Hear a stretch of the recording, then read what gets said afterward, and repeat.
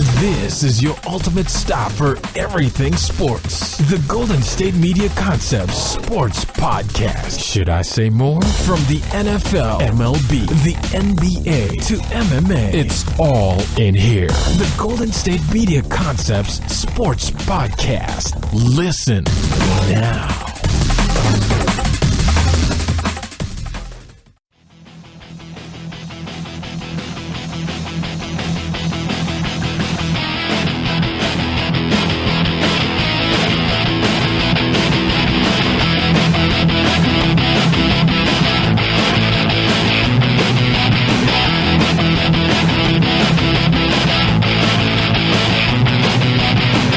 All right, and welcome back to the GSMC Sports Podcast. This episode is brought to you by the GSMC Podcast Network, and as always, I am your host, Jesse Tapia.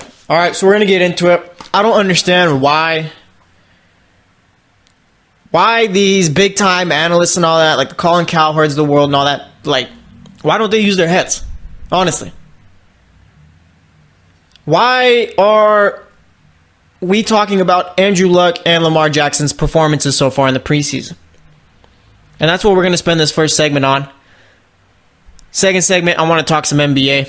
The Raptors figured it'd be a good idea to hire a close, I don't want to call him friend, but person close to Kawhi on their coaching staff.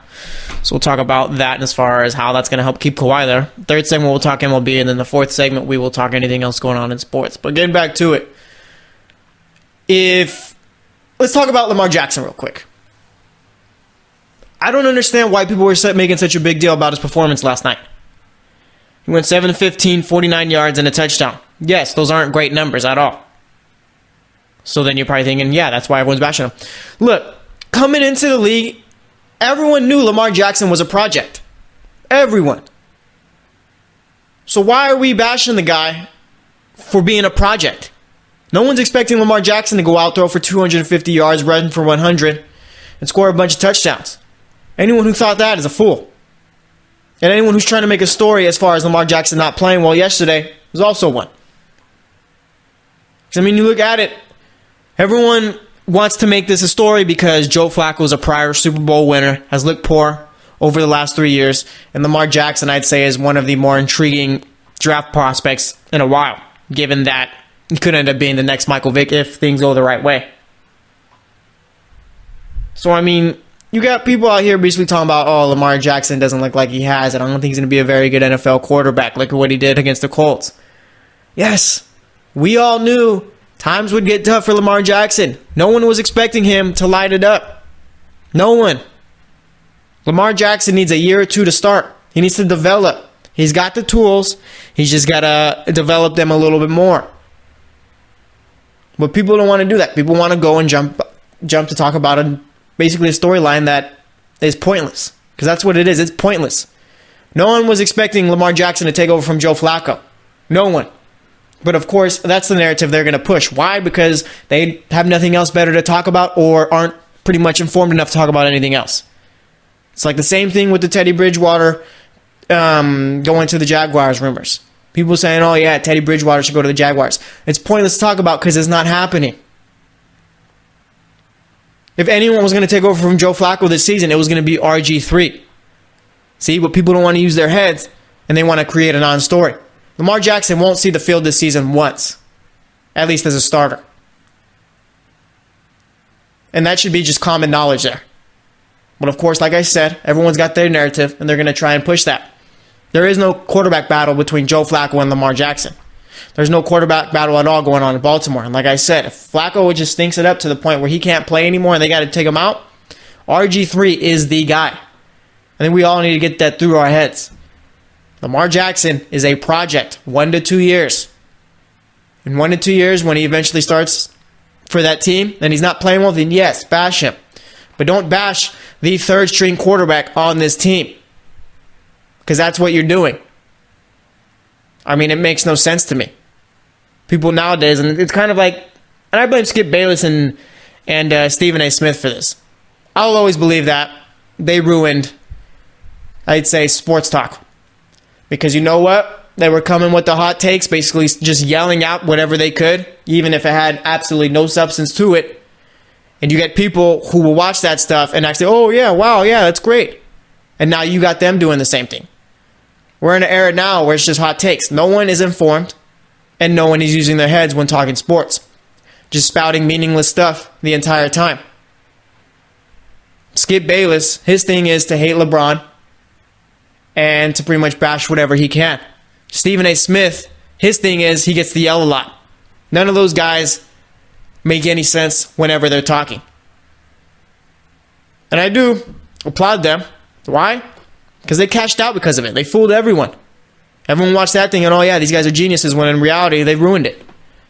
There's no talk going on as far as just good debate, I'd say, where there's actually facts being stated and the arguments are backed up very well. It's not that at all.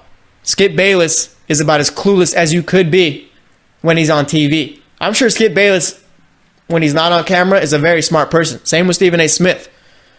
But they've made it a point where Skip Bayless is what? Getting $4 million by Fox just to say nonsense? There's no one to blame but the people who watch it. So, it's your guys' fault. Then you look at Andrew Luck. Andrew Luck didn't play at all last season. Didn't even throw a football for a year. And everyone wants to make a big deal about the fact that in his second preseason game, he's not looking too good. His second game back, after not throwing a football for a year, of course he's not going to look good. Use your heads. I mean, honestly, no one should have expected Andrew Luck to come back and be the guy who took them to the AFC Championship or went 11-5 in his first 3 seasons. No one. I mean, I'm all for Andrew Luck coming back. I think he's going to return to being the quarterback that he used to be. But I didn't expect him to do it by his second preseason game. He ended up going 6 of 13 yesterday, 50 yards and an interception. Do not expect Andrew Luck to just light it up as soon as he picks up a football, puts a helmet on, is out there on TV. And I think that's maybe what this is here. You got Lamar Jackson, highly scrutinized, highly intriguing player on national TV, ESPN. Andrew Luck, one of the best quarterbacks in the league before his shoulder got all messed up. Now he's back on national TV. So I guess, yeah, that's why people are going to talk about it, but it's all pointless. I mean, Lamar Jackson, he shouldn't be a topic at all until he's up there for a quarterback competition. Andrew Luck, are we really going to jump to conclusions and just say, oh yeah, Andrew Luck doesn't have it anymore because in his second preseason game he didn't look too good? I mean, honestly, how about we actually take time and actually talk about things in sports that actually matter? Because Andrew Luck is not one of them, and neither is Lamar Jackson. Lamar Jackson is currently a third-string quarterback. Andrew Luck is a quarterback coming off of missing an entire year. And now people want to bash him because he's not playing well in his second preseason game. Like, people were like, I remember I saw someone's tweet yesterday. It was some NFL reporter. I can't remember exactly who it was, but basically tweeted out that Andrew Luck, his performance was almost sad because you want him to do well. Stop rushing it. Use your head. It's not that hard. Stop rushing it. Andrew Luck, I'm sure, will be fine. And if he's not, then he's not. But you got to give him more than 2 preseason games to get it going. I mean, honestly, it's ridiculous. But moving on from that, you look at the game yesterday. Joe Flacco, he's been playing well all preseason long. 7 of 9 throwing the ball, 72 yards and a touchdown. RG3, the second-string quarterback of that team, and it's not up for debate there. 6 of 8, 31 yards. He's looked pretty good, too, I'd say, in their 3 preseason games so far. Looking at them running the ball. Kenneth Dixon, 6 carries, 32 yards. Curious to see how he does this season. Gus Edwards led him in rushing, 15 carries for 43 yards. Lamar Jackson took off the ball 4 times for 26 yards there. Let's see. You had RG3 took off the ball once for 4 yards. Receiving, Crabtree had 1 catch for 29 yards. Kenneth Dixon, 3 catches, 24 yards. Hayden Hurst, 1 catch, 15 yards. Brashard Perriman, 1 catch, 9 yards. That guy's really got to step it up if he wants to make this team, I'd say. Or maybe it's just one where they keep him around for another season, but this is basically it. You look at the Colts, Jacoby Brissett, 14 of 23 throwing the ball, 172 yards. I think Jacoby Brissett might be I guess he's the second best backup behind Nick Foles, I'd say. Let's see. Looking at the backups. Yeah, I think that's fair. I'd say Jacoby Brissett is probably the second best backup in the league. I think Jacoby Brissett could start for a few teams also. People don't really watch him because it's the Colts, and there's no reason to watch an Indianapolis team, but Jacoby Brissett, I've seen him. Dude's played well. People look, oh, well, he went 4-12 last season. Yeah, did you like, people don't watch the Colts. I did last season. You see the talent, the lack of talent Jacoby Brissett had on that team? Jacoby Brissett's a good quarterback. That's no doubt. He just needs talent around him. The Colts absolutely had zero of that last season. I mean, I'm even surprised he even got 4 wins. Looking at the Colts running the ball, Jordan Wilkins, 7 carries, 26 yards. Christine Michael, 7 carries, 21 yards. Is it finally the year he breaks out? Probably not. Receiving, Chester Rogers had 2 catches, 36 yards. Jack Doyle, who I'm thinking is going to have a breakout season this year, 2 receptions, 32 yards. Let's see, you had Eric Ebron, 4 catches, 16 yards there. Obviously, it was a flop in Detroit, so we'll see how he does over here in Indianapolis. But, I mean, that's all I got to say about the game. Like I said, how about we stop with the overreactions here and actually take a moment and actually think for once? I mean, it's honestly ridiculous. We're going to make a big deal about a third-string quarterback not playing well when we knew what he was coming in, that he needed to develop, that he was a project. Give me a break. And Andrew Luck, yeah, I think it's pretty safe to say we all should have expected maybe Andrew Luck wasn't coming back and being the best quarterback that he could be within 2 preseason games. Wow, what a concept there, huh? I mean, it's ridiculous, but that's all I got to say about that. Next up, we're going to be talking NBA, so stay tuned, and I'll be right back. Are you looking for the very best NFL and college football podcast? Then check out the GSMC Football Podcast. Get the latest football news both on and off the field. From the NFL Draft to trades to the rumor mill to the NFL Combines, they got you covered. That's GSMCpodcast.com/football-podcast. Get updates on college rivalries, game day insights, and much, much more. It's football talk the way you want it. This show eats, sleeps, and breathes football. Don't forget to like them on Facebook and follow them on Twitter. Visit GSMCpodcast.com for more info.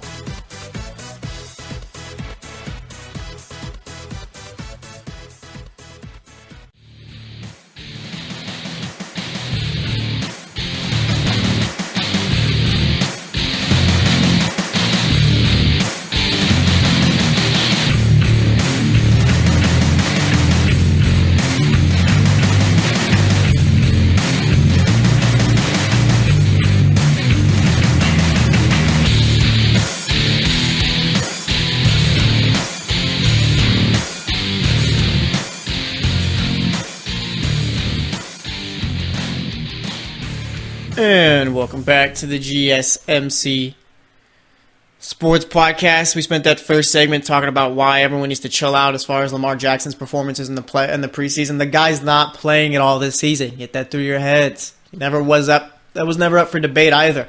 The backup is RG3. But of course, people want to react and talk about stuff that doesn't matter. We all knew Lamar Jackson coming in was a project. But, I mean, like I said, facts don't matter to people. As far as Andrew Luck, if you thought the guy was going to come back after missing a year, not throwing a football for an entire year, and just light it up, then just stop talking football.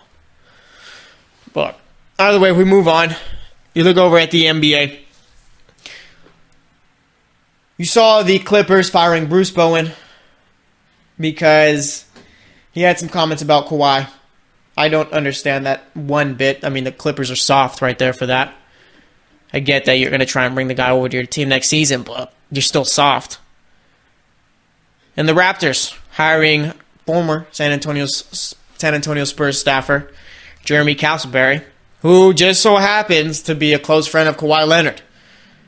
Played high school ball with Kawhi Leonard and played college ball with him where he walked on. Well, obviously, the Kawhi Leonard sweepstakes have already begun. And you think this guy knows that, like, and I'm not trying to hate, but you think this guy knows the only reason why he's coaching on the staff in Toronto is just because we're trying to keep Kawhi Leonard around? Like, do you think, because this happens, I'm sure, with a bunch of other teams, like, do you think these guys who get hired for that stuff, like, know that's why? Or do you think they actually, like, bring something to the table? I'm not sure. But either way, I mean, the Raptors, it's going to be interesting watching them this season. They did get better on paper, and I'd say much better. But there's the whole culture thing. The locker room morale, all that. The Raptors seem to be a very close team with DeMar DeRozan and Kyle Lowry leading them. You had Dwayne Casey there, and it seems that the team loved Dwayne Casey as well. So they had a good thing going there. Obviously, it wasn't leading to too much playoff success, but the culture was right. Then you trade away DeMar DeRozan, who is the only player who has ever wanted to spend his entire career in Toronto. At least the only decent, good player, I'd say. Only player that's ever wanted to stay there. And you trade him. And then you fire Dwayne Casey because your players couldn't get the job done. You bring on a Kawhi Leonard, who is the biggest diva in the NBA, and it's not really close. I'm not sure that Kyle Lowry and those guys are really going to be too happy about it. I mean, the dynamic in that locker room has shifted. I don't think that it'll be the same type of culture that they had. But either way, I mean, if they're winning games, it won't matter. So, you look at it, what are their chances of keeping Kawhi? I'd say just as good as about maybe the Clippers signing Kawhi. Meaning, everyone's got a decent chance. So you look at it, I mean, there's the contract. If Kawhi re-signs with the Raptors, he can get a 5-year, $190 million deal. If he leaves the Raptors, he can only sign a 4-year, $141 million deal. So, I think we've all seen, at least I think we have, that Kawhi Leonard isn't necessarily too infatuated with the money. Otherwise, he would have stayed in San Antonio. But that doesn't necessarily work because there's the point, maybe it was just Kawhi Leonard just didn't want to be there at all. Like any other team, yes, I will take your max, it's fine. But it just seemed like Kawhi didn't really get along too well with the team the last season. So, maybe that extra, what? 49 million will help. But if you really want to keep Kawhi around, then you hire his Uncle Dennis. That's basically the man that's been in Kawhi's ear the entire time. Pretty much been the puppeteer for Kawhi Leonard. At least that's what's been kind of reported. No one wants to go out and say it, but it seems that Kawhi Leonard has just been listening to his uncle the entire time. And his uncle was basically making the decisions for him. So, we'll see what ends up happening there. But, I mean, as far as it all goes down, I was talking with Tate before the show. And he was telling me how with the NFL season starting up, he wasn't really too excited for it, more excited for the NBA. And I get that. I mean, you look at the NBA right now, there's all kinds of storylines out there. You got the Celtics adding Kyrie Irving and Gordon Hayward, see how they look with Jason Tatum coming into his second year, Jaylen Brown in his third. The Rockets adding Carmelo Anthony, and see how well the Thunder do without Carmelo Anthony. Lakers just got LeBron. Warriors still best team in the league. You got Philly. I'm not really too high on Philly this season. Like, I think they'll be a top 3 seed, but did they really get better? Did they do anything to get better this season? I wouldn't say so. I feel like they're the same team from last year. You added a Markelle Fultz, maybe that makes them better, but I'm not going to go out and say he does because we haven't seen him play. Yeah, crazy how that works. And then, like I said, you got the Raptors with Kawhi. I am definitely more excited for the NFL season. I love the NBA, but we know who runs the league there. I mean, no one in the West stands a chance against the Warriors in the playoffs. No one. And you thought that maybe the Lakers, Rockets, or Thunder did? Nope, that's wrong. And I'd say out east, I guess maybe it's just the Raptors or Celtics that really stand a chance, and I'd say it's probably the Celtics who do the most. I mean, the Celtics have basically built their team to look just like the Warriors. It's just they don't have the greatest scorer of all time, the greatest shooter of all time, the second greatest shooter of all time, and another top 20 NBA player. Crazy. But we'll see what ends up happening. If I had to make a guess as far as what happens with Kawhi Leonard, my guess would be wrong because I have no clue what this guy's going to do this upcoming offseason. I mean, Kawhi Leonard isn't really a guy who has said enough, so we don't really have an idea of what he's like as much as you want to think you do. People say, oh, we call him a diva. Yeah, he's a diva.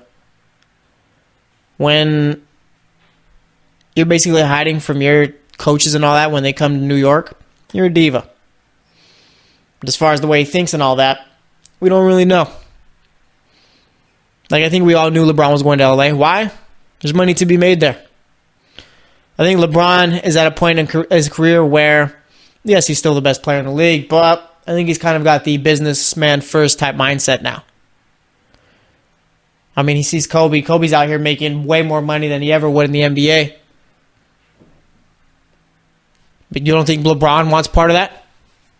I mean, come on now. Let's use our heads. I know we like to think that basketball and professional sports is all these players have, but believe it or not, I'm going to tell you something crazy. They actually have lives outside of these leagues. For some, they're only playing basketball, football, or whatever because you get paid for it. Not because they love it.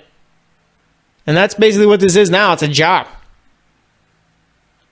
I know fans like to think, oh, they're playing for the love of the game. I would too. They were never good enough to get paid. These guys are doing work. They're doing a job. So obviously it's not going to be just basketball for them. You're going to look at other things too. So, like I said, I have no clue where Kawhi's going. I mean, if I had to make a pick, I'd say right now the Clippers and Raptors, I'd say, are the top two teams to get him. Laker fans screaming at their phone right now, but Laker fans, you got LeBron. There's been so many other free agents that you just haven't gotten. I remember they were supposed to get PG this past offseason. The dude signed with Oklahoma City the minute he was able to. DeMarcus Cousins, I remember, they thought they were getting Russell Westbrook. I mean, the list goes on. So I've kind of given up on the Lakers getting guys like that. I mean, like I said, they got LeBron, but I figure LeBron came to LA to make money. So we'll see what ends up happening. And I figure it'd be better for Kawhi to go to the Clippers team in LA because he'd be the face there. You're not going to be the face on a LeBron team. You could put Kevin Durant on the Lakers. LeBron's still the face of that team. You could put James Harden on that team. LeBron's still the face of that team. If LeBron would have went to Houston, then that would have been his team instantly as soon as he signed the deal. So I think Kawhi, if he was going to go back to LA, it'd be the Clippers. I figured Adidas, whoever ends up sponsoring him going forward since Jordan dropped him, would rather him be the face of a team rather than the second fiddle to a LeBron James. It's just my thoughts. People may be saying, oh, that stuff doesn't matter. It actually does. People don't realize how much of the business aspect in these leagues matter, how important that is. Your favorite player isn't signing with a certain team because that's where he wants to go most of the time. It's usually because he's got a Nike exec or an Adidas exec saying, you go here, we'll rip up your contract and pay you millions more. That's how this stuff works. So I think it'd make more sense for Kawhi to go to the Clippers than it would to the Lakers. But like I said, I mean, I have no clue what he's doing. I'm just guessing right here. I mean, obviously with the Raptors, they got a decent little media market there.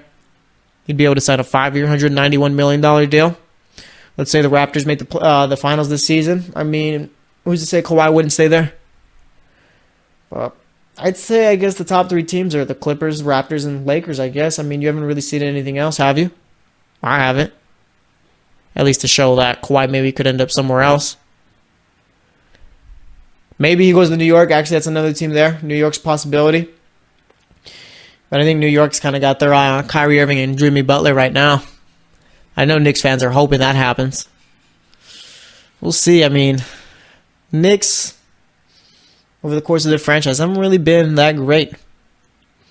I mean, in the 90s, Patrick Ewing got to lose to Jordan a bunch of times. 2000s, pretty much from the early 2000s till now, they haven't really done anything as far as playoff success. They got that one championship way back when, but, I mean, it's not necessarily great. It's just a one. So, we'll see if the Knicks end up with those two players there. But either way, we're going to wrap it up here. Next up, we're going to be talking MLB. So stay tuned, and I will be right back. Check out the show that's built on the MMA. From the UFC to extreme cage fighting, they got the fights covered. Check out the GSMC MMA podcast. Get the latest news on past or upcoming fights. Join us as we talk to and about some of the biggest names in the MMA, past, present, and future. When it's the fight game, there's just one show to check out. GSMCpodcast.com/MMA-podcast. Don't forget to like them on Facebook and follow them on Twitter. Visit GSMCpodcast.com for more info.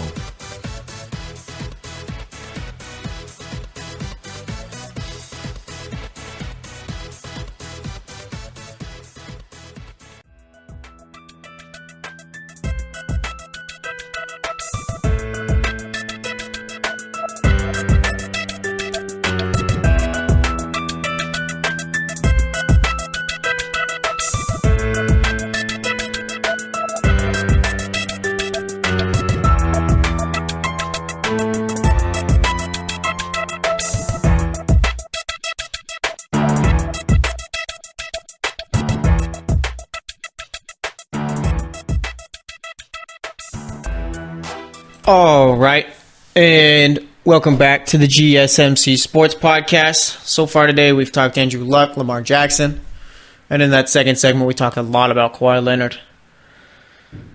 So now we move on, and we talk baseball. The Nationals are going to be so bad next season, and I hope these fans are ready for a full-on rebuild. Daniel Murphy got traded to the Cubs. Matt Adams to the Cardinals. Matt Adams started out with the Cardinals, if I'm not mistaken. I might be thinking of a different player, but I'm almost positive it's Matt Adams. So, you're looking at this. I think the Nationals know that Bryce Harper's not coming back next season. It's probably better that we just start our rebuild now. And I will say this. The Cubs, I say, are the only team in the NL right now that I'd say stand a chance against any of these top AL teams.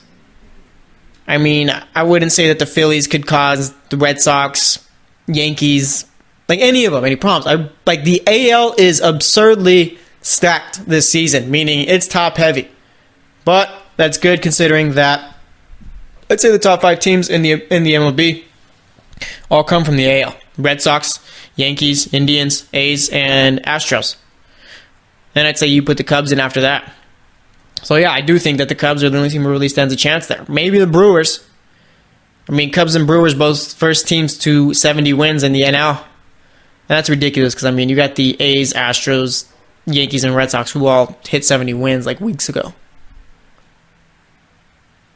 Well, Cubs got much better here. Only downside, not to the Daniel Murphy thing, but to the team, is that Yu Darvish made a rehab start, ended up leaving in the second inning.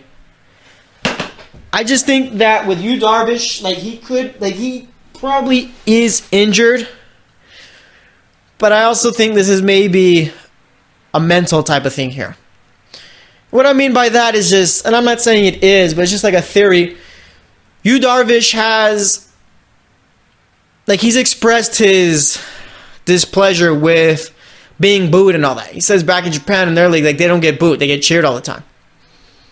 Out here in the United States, the fans are absolutely ruthless. Imagine Yu Darvish. You're coming into the MLB excited. You're pitching well. Everyone's cheering you on.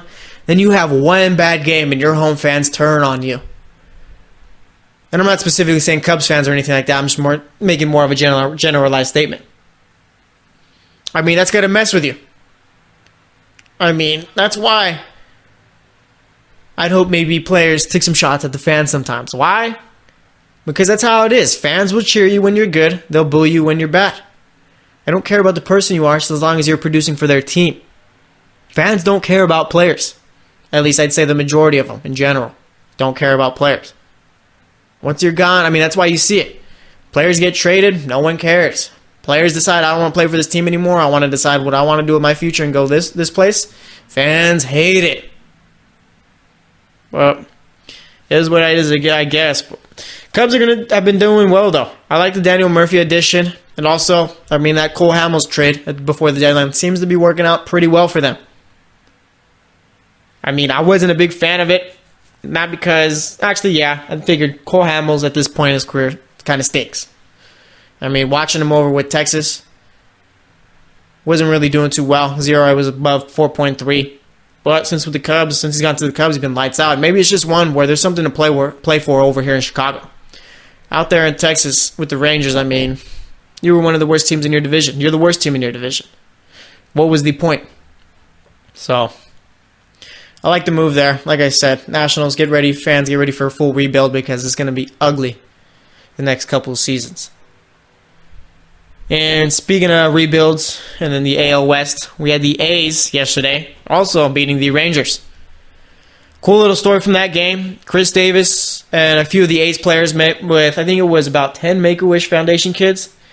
Chris Davis asked one of the kids to sign his jersey because, the kid wanted an autograph from Chris Davis, said he was his favorite player. So Chris Davis ended up asking the kid for his autograph, and I'm sure that would have been, that was probably one of the greatest moments in that kid's life.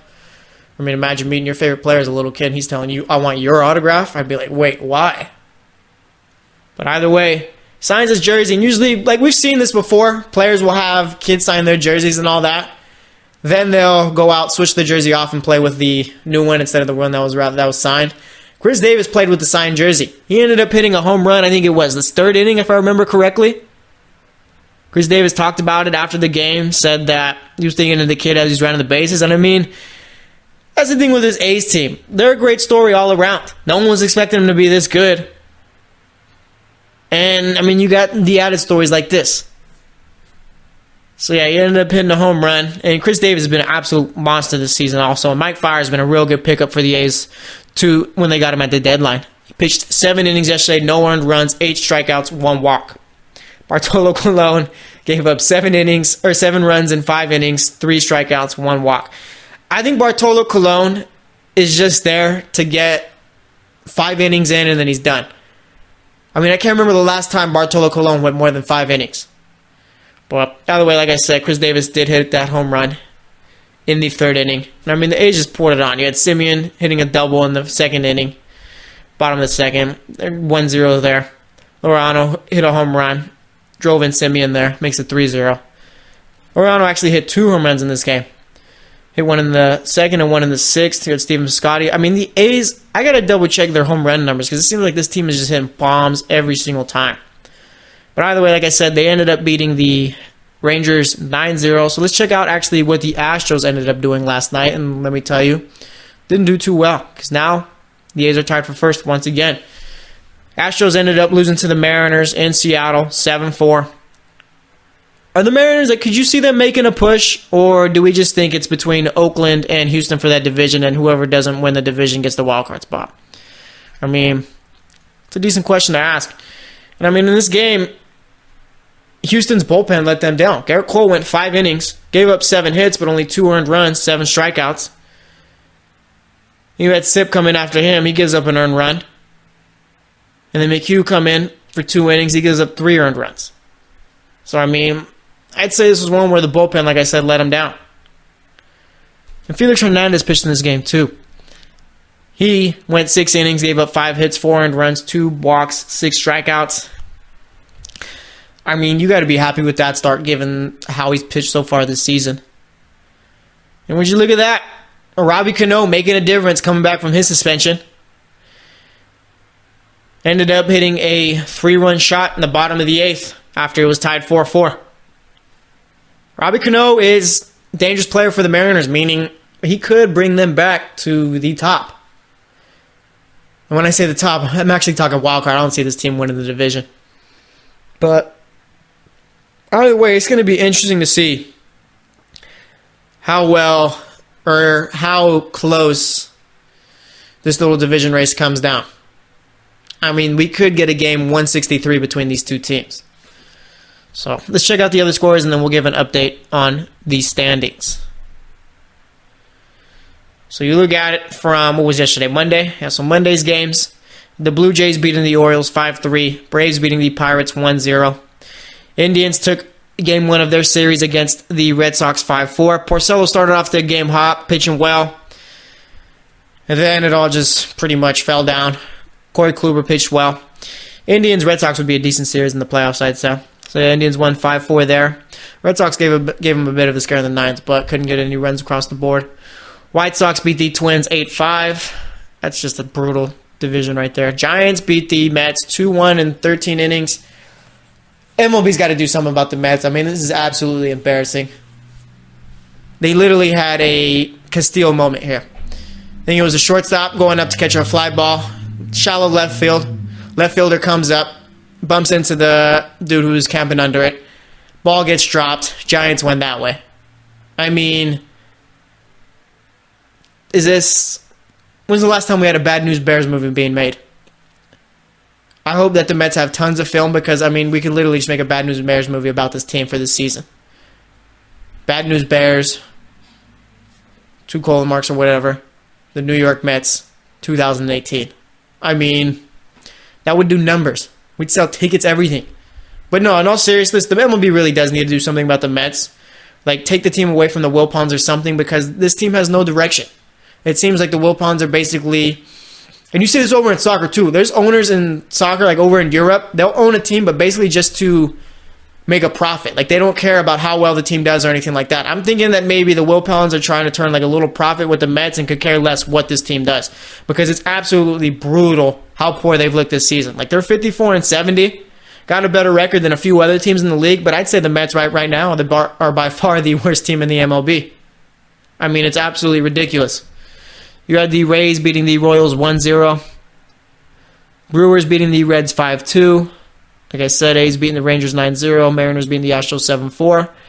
I'm not sure what's going on with the Dodgers, but this team has fallen off hard. Lost to the Cardinals 5-3. Cardinals continuing on their hot streak, and the Dodgers, I guess, just trying to figure themselves out. Traded for Manny Machado. I'm sure they thought, yes, this is going to help us in the World Series, but fact of the matter is, you don't even get in the playoffs. It was pointless. So, we'll see what ends up happening there. Let's check these standings over in the MLB. Red Sox 9 games up on the Yankees. Indians 13 up on the Twins. Astros, A's tied for the division lead. Both same record, so we're on our way to a game 153 there. And the Astros, I mean, I'm not sure what's going on, but that team stinks out loud right now, at least in their last 10. They're 2-8 in their last 10. We're looking at the NL. Braves currently a game up on the Phillies. Cubs up 3 on the Brewers. Diamondbacks up a half game on the Rockies. 2.5 up on the Dodgers. Looking at the wild card standings. Right now, AL's a bit different because, I mean, you got the Astros and A's right there since they're both tied for the division lead. Brewers currently a half game up on the Phillies for the top spot. Then it's kind of like a 3-way tie for that second spot between the Phillies, Rockies, and Cardinals. I mean, if the Cardinals make the playoffs this season, that's another great story in the league. Fired Mike Matheny early on this season. Weren't really looking too good and just picked it up. Dodgers 2 games back, and the Pirates aren't really worth mentioning anymore. Neither are the Nationals, the Giants, or any of those other teams for that matter. So that's all I got to say for this segment. Next up, we'll be talking about anything else going on in the world of sports. So stay tuned, and I'll be right back. Are you looking for help for your fantasy football team? Check out the GSMC Fantasy Football Podcast. Get today's best advice on who to start, who to sit, even who you should draft. From sleeper picks to red-hot lineups, they got it all covered for you. That's GSMCpodcast.com/fantasy-football-podcast. We'll cover traditional leagues, dynasty, PPR, even IDP leagues. When you need fantasy help, there's just one show to hit up. Don't forget to like them on Facebook and follow them on Twitter. Visit GSMCpodcast.com for more info.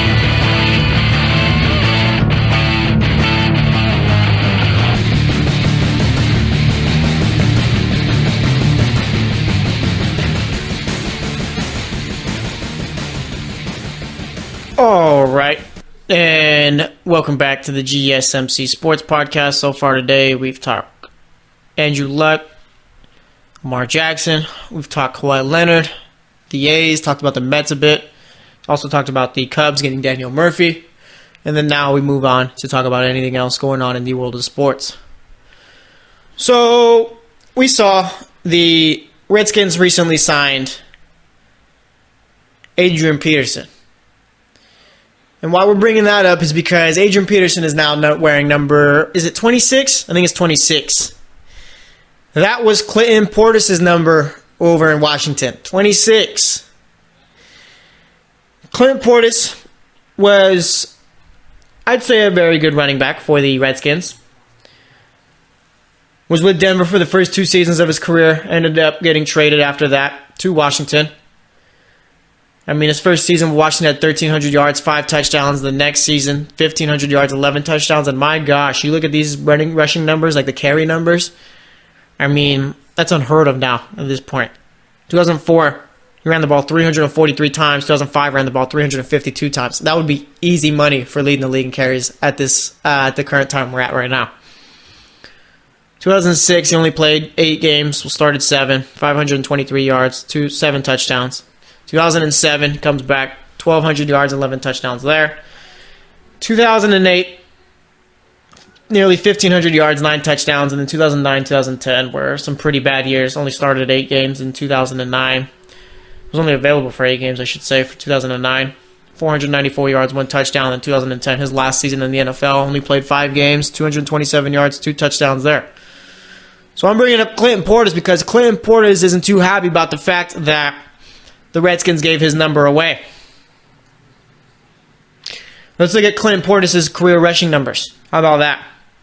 So as far as rushing yards, 32nd all time. Didn't break 10,000. Rushing touchdowns, he's up. He's in the top quarter. 75 career rushing touchdowns, 25th all time. 31st in rushing attempts. 51st all time in rushing yards per carry. He's 7th all time in yards per game. And as far as career touchdowns, he's 54th. So you look at it, and why is Clinton Portis mad? I mean, you're not a Hall of Famer. You only made the Pro Bowl twice. And once with Washington. But you're mad because they gave number 26 to a much better running back? I mean, come on now. I'm sure Clinton Portis thinks he should be in the Hall of Fame one day and all that, but no, not at all. Might be harsh, but it's true.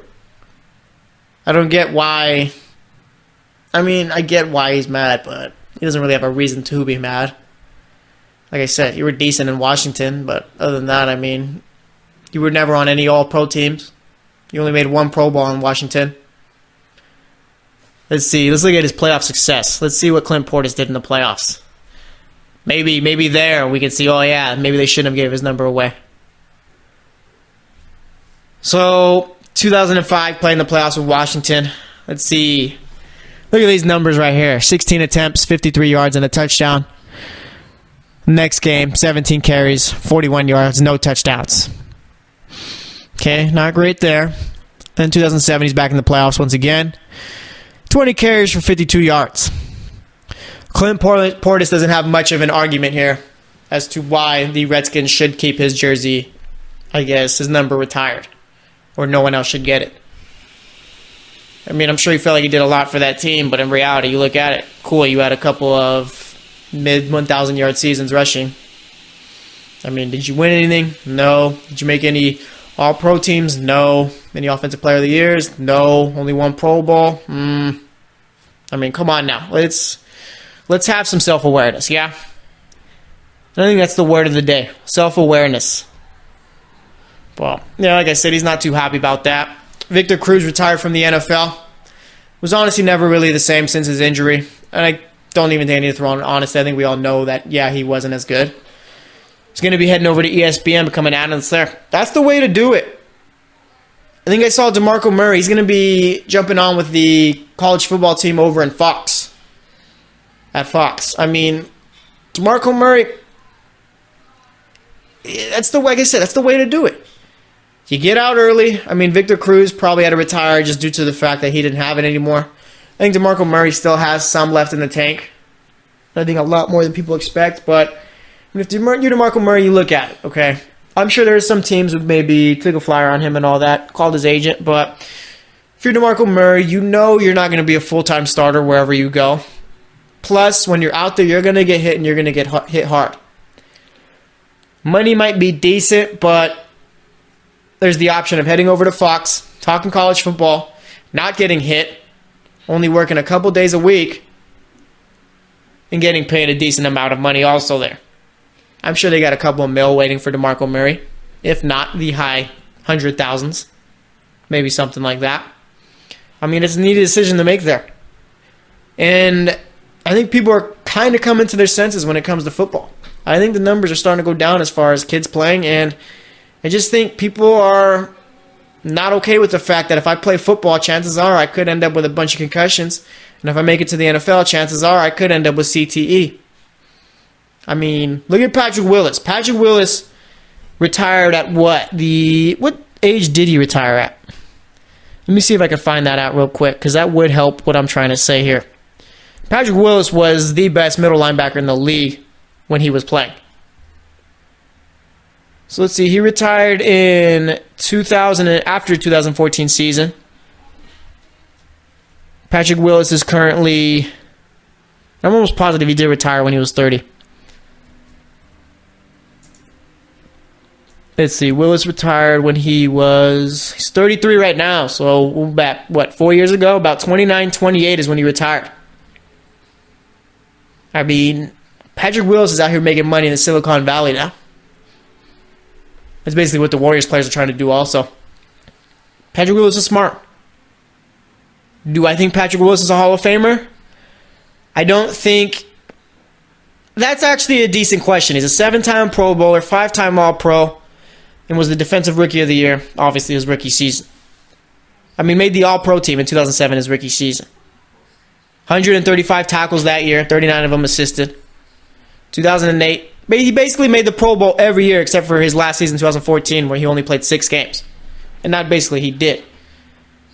So, I wouldn't have a problem with Patrick Willis getting into the Hall of Fame.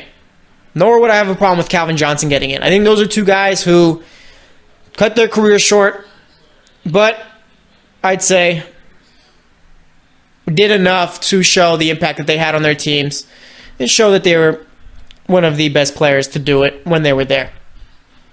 I mean, the guy was a first-team linebacker All-Pro every single year. His rookie year, literally every single year, he was a first-team All-Pro. Actually, not 2008. He was second team. 2008, he was second team. 2009, he was first team.